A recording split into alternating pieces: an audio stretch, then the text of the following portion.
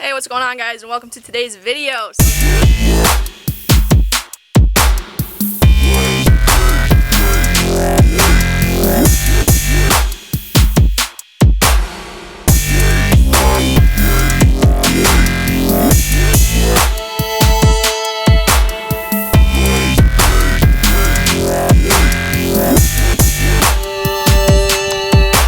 So today, I have another riding video for you guys.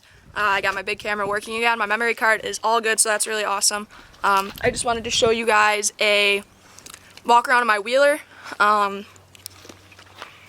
Put new tires on it. Looks really sick now. Does amazing on the trail. Like, night and day difference. It's unbelievable. It's a really fun trail quad just because of that IRS in the rear end. So, yeah. So, there it is. Let's flip it around here for you guys. It looks really good, I think. The new tires are great.